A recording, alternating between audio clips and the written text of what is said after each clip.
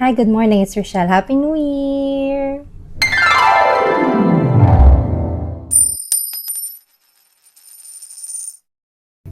So today po is January 8, 2026 and bibilisan na natin tong video na to because I have to leave in 30 minutes and magsusundo po ako ng anak.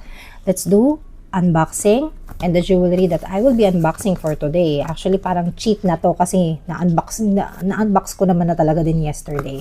But this is from Gioeli. Kung napanood nyo yung mga previous videos ko, mali pala. Lagi ko kasi binabagit sa video ko na Gioeli ako ng Gioeli. Pero parang Gioeli pala siya. Napagmasan ko kapon, sabi ko parang mali pala yung pronunciation ko. And I've been buying from this shop since 2013 or 2014 if I'm not mistaken. 2013 or 2014.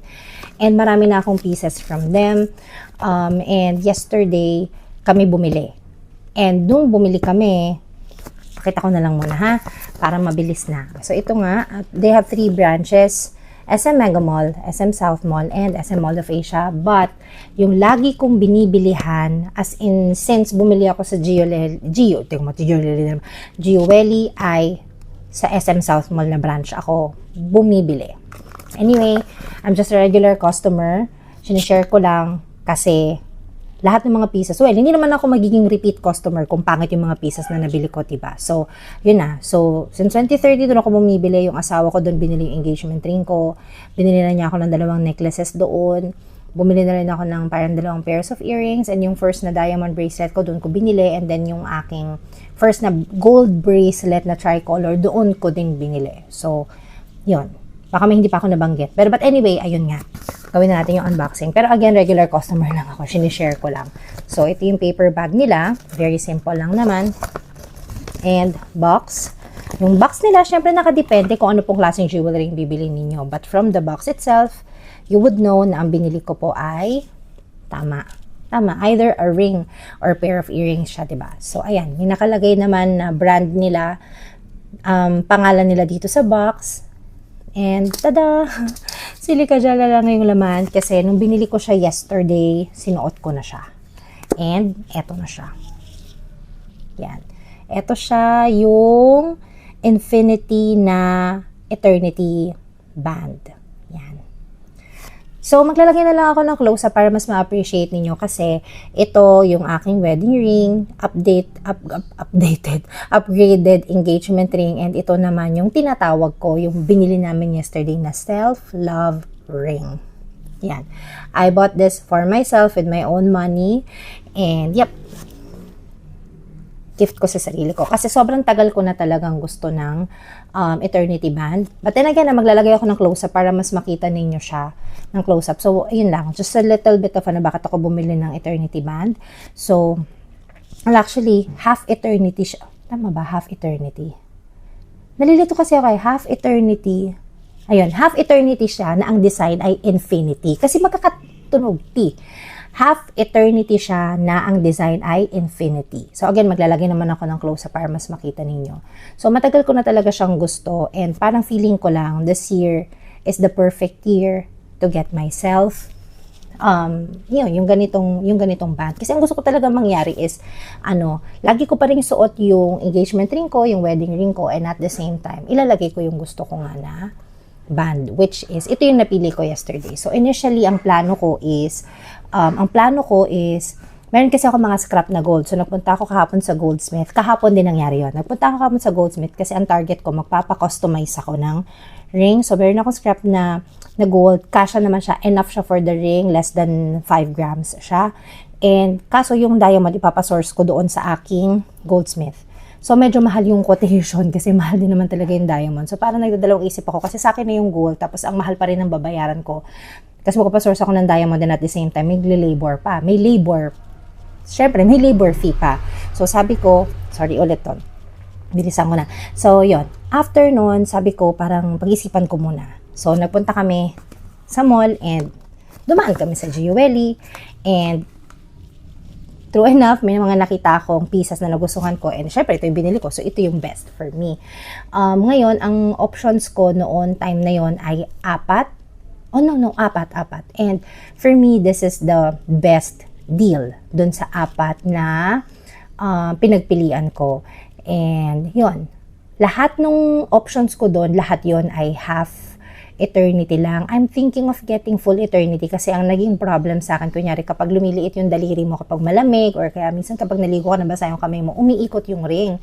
And naiirita ako kapag lumalabas yung, umiikot yung diamond sa ilalim. So sabi ko, bakit kaya hindi na lang ako mag full eternity para kahit umikot siya, hindi ko problemahin. But anyway, na-realize ko na mas madali pa rin kasi kapag kunyari, walang diamond yung ditong part, yung sa likod, flat pa rin siya na ganyan. So, hindi siya nakakairitang ihawak or kung may mga chores ka na gagawin or pag nag-lotion ka, hindi ko na siya kailangan tanggalin isa-isa. Especially tatlo siya nakastack. Anyway, so ayun, sa lahat ng 4 na options na yon, ito yung napili ko na best option and ito rin yung napili ni hubby and ito rin yung nagandahan din yung sales associate. So ito yung kinuha ko. Magbibigay ako ng information about this ring, but then again, hindi ako magbibigay ng price range lang. Price range lang kasi alam nyo naman na ang jewelry ngayon, especially diamonds, tumataas talaga siya. Para ngayon ito yung presyo niya tapos next month nag-iba na.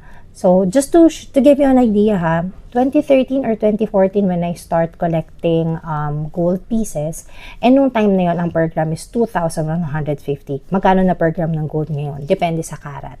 So, nasa 7,000 plus, na 8,000 plus. So, imagine kung gaano itinaas ng gold. And kung papatagalin ko pang bilhin, yung gusto kong bilhin, tataas lang siya ng tataas at darating sa time na hindi na ako makakabili, manghihinayang na ako sa pera, te.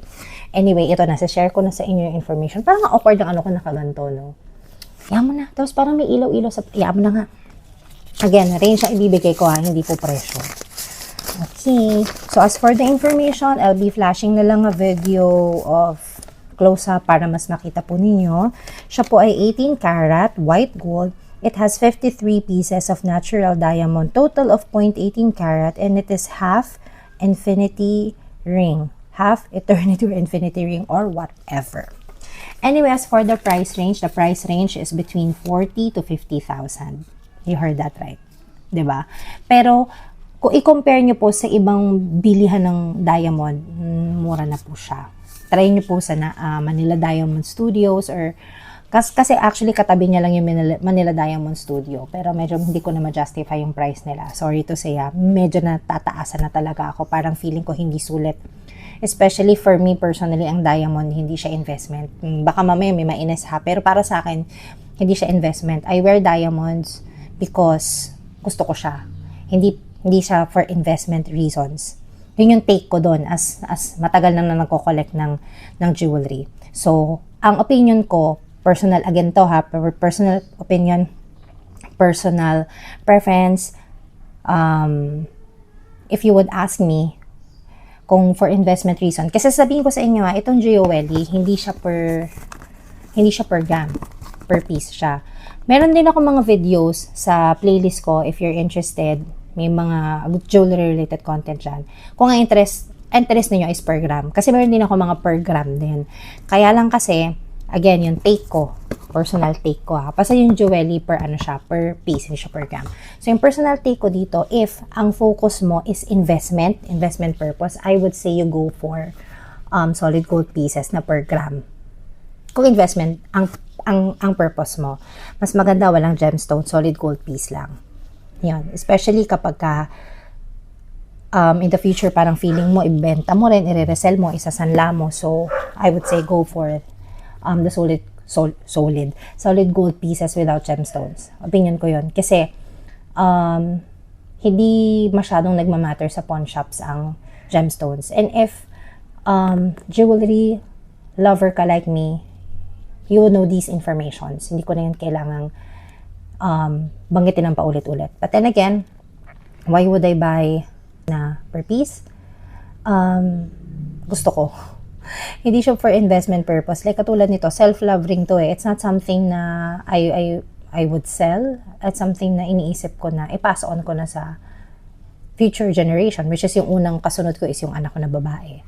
So, ayun. Especially engagement ring. It's not something na naisip kong investment eh. Yung mga solid gold pieces ko, yun. Pero yung mga jewelries na gusto ko for myself, suotin araw-araw, diamond pieces. I love diamonds.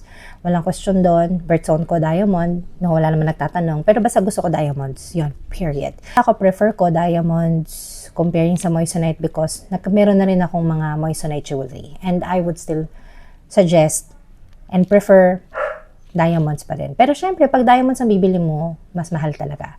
And I would say, again, and again, and again, kung investment purpose, wag diamond, solid gold piece. So, ayun lang naman. Anyway, again, very perfect self-love ring. Pumasok ang 2026, year of the horse, and it's my year. So, year ko to, pero may parang ayaw naman yun. So, it's my year, 2026, and I am claiming and manifesting good things for this year. Kasi yung 2025 namin, sobrang rough, especially last part of the year. October, November, December. Well, actually, hindi nung April kasi nung hospital si RR din last year. So, ayun. Basta, rough year ang 2025 for me. And I'm welcoming 2026 with a hopeful heart na maging maganda ang 2026. Like what I said, it's year of the horse. It's my year. And I'm claiming it, manifesting that this year is going to be a good year for me and for my loved ones. Yun talaga yung ending ko, no? So, ayun. Yun lang naman siya. I'm very happy with this purchase. Again, it's something na I don't think I will ever sell or I will ever, tawag dito, pawn. Ganyan. Basta, happy ako dito and yun. If you have questions, suggestions, video recommendation, then you put it in the comment section below. I would just like to set expectation that this year, and even last year, medyo matumal yung jewelry-related content ko kasi nga, mahal na masyado yung jewelry Parang I would rather put it somewhere else, yung pera, kaysa ibili ng jewelry. Now, I'm very wise with my spending, especially sa jewelry. I would only buy the things that I would use and I would need, I can wear on a daily basis. Ganon. Again, iba-iba po ito, kanya-kanyang preference po. So, ayun. Yun lang naman yung sarili kong opinion. So, probably, ang sunod kong jewelry for this year ay October because there will be a special thing that's gonna happen this October. Kaya yun, minamanifest ko din at kiniklaim ko ang magandang energy, flow, yung vibes, and yung blessing ni God for this year para maging Pero baka, ito diba January 2026, baka yung susunod ko na unboxing is October na. Actually, meron pa nga akong mga video Meron pa ako isang video unboxing na hindi ko na post. April of 2025 yon. Like what I said, medyo nagtumal talaga yung post ko noong 2025. Pero, hindi ko alam kung mauuna kong i-post to or mauuna kong munang i-post yon. Kasi very late na April 2025 and unboxing din yun ng jewelry na gift naman sa akin ni hubby noon. Thank you po ulit for watching. Stay safe. I will see you on the next one. Happy New Year!